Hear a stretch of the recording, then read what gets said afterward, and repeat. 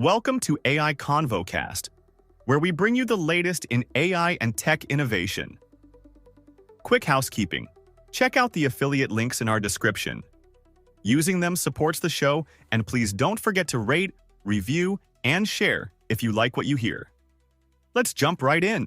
Today, we will be going over Google bringing native code execution into Workspace with Gemini 3.3 Pro, Anthropic launching a Policy Sandbox. For Claude in response to federal scrutiny, OpenAI releasing GPT 5.7 Omni Edge with on-device agent support, and Nvidia unveiling the Blackwell B300X2 built specifically for multi-agent inference. Let us kick things off with Google, which on Thursday afternoon rolled out Gemini 3.3 Pro with a feature that could genuinely change how people work inside documents and spreadsheets. The update brings native Python and JavaScript code execution directly into Google Workspace. That means if you are working in docs or sheets, you can now run actual code right there in the document itself through what Google is calling live compute cells. Think of it this way: your spreadsheet is no longer just a grid of numbers. It can now generate and execute code on the fly, powered by Gemini, all without leaving the page. Demis Hassabis from Google DeepMind described it as turning documents into computational environments. And honestly, that is a pretty accurate way to put it. He also said, your spreadsheet is now a programmable agent.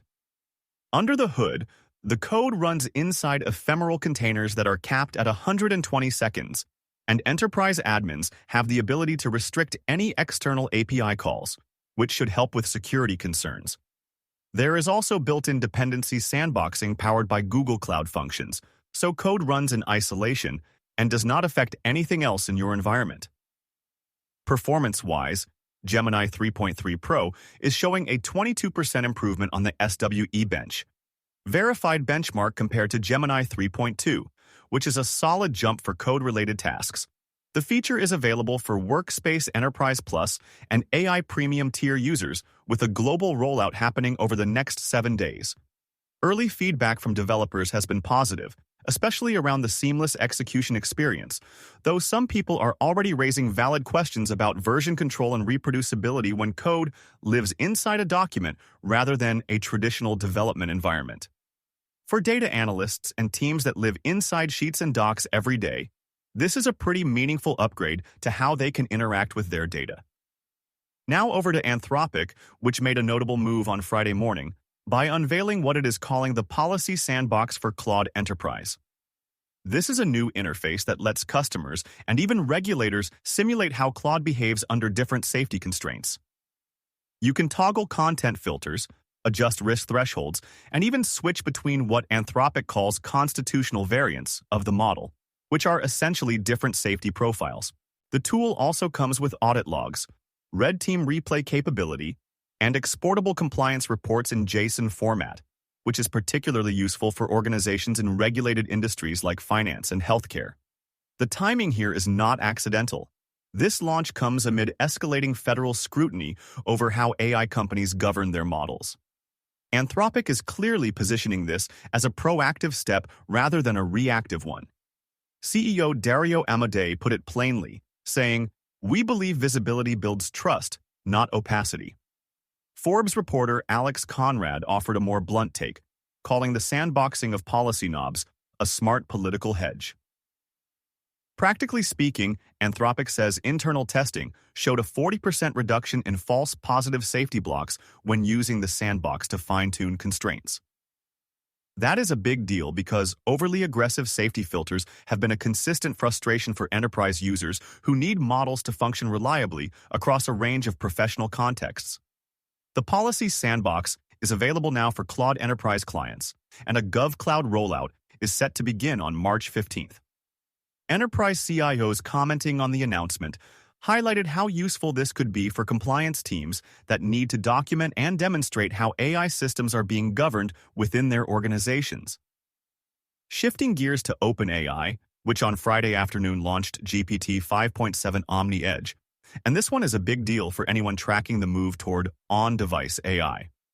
This is a model variant specifically optimized for hybrid inference, meaning it can split work between the cloud and your local device. It supports partial on-device execution for what OpenAI is calling personal agent loops on Apple Silicon Macs, and Qualcomm Snapdragon X Elite PCs. There is a new API endpoint for persistent agents that enables long-running local memory shards, which basically means your agent can maintain context and memory locally on your machine without having to reload everything from the cloud each time. OpenAI CTO Mira Murati framed the motivation clearly during the launch livestream, saying, "Agents shouldn't have to wake up from scratch every time."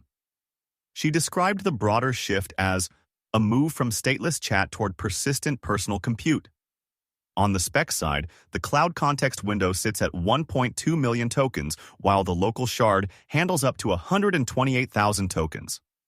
Latency is down 35% for agentic tool.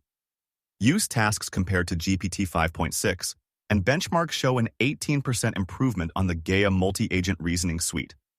Pricing is also friendlier, with input token costs 15% lower than GPT 5.6, and local inference is included for enterprise tier customers.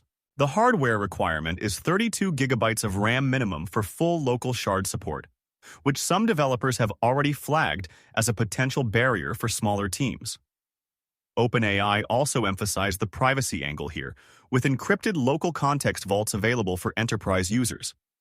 AI commentator Sean Wang called it the first real edge native GPT that feels production-ready, which captures the general sentiment from the developer community. The early reaction has been enthusiastic about the latency gains and the persistent agent functionality, even if the hardware floor is a conversation starter. And finally, Nvidia closed out Friday with a big hardware announcement at its AI Infrastructure Summit. The company debuted the Blackwell B300X2 accelerator, and this chip is purpose-built for multi-agent inference concurrency. That means it is designed not for training massive models, but for running lots of agents simultaneously and efficiently. The B300X2 doubles agent session density compared to the B300 Ultra and features a new NVLink 6 interconnect that improves memory pooling across inference clusters. It packs 384 gigabytes of HBM4E memory and delivers a 52% boost in multi-agent reasoning throughput. Power consumption has also been optimized specifically for inference-heavy workloads rather than training. CEO Jensen Huang drove home the strategic message during his keynote, saying, "The future of AI isn't just bigger models, it's more agents." Semiconductor analyst Patrick Collison echoed that sentiment with a succinct observation: "Inference is the new training." The target customers here are hyperscalers and enterprise AI agent platforms, and shipments are expected to begin in April of this year. Analysts covering the announcement noted that this chip aligns directly with the rising enterprise demand for autonomous workflow systems, where the bottleneck is increasingly about running many agents reliably and cost-effectively rather than just scaling up model size during training. For companies building agent-based products and services, having dedicated silicon optimized for that workload is a meaningful step forward in making those systems economically viable at scale. Thank you for listening to AI Convo Cast. Please don't forget to rate, review, and share if you like what you hear. Thanks, and hope to see you again next time.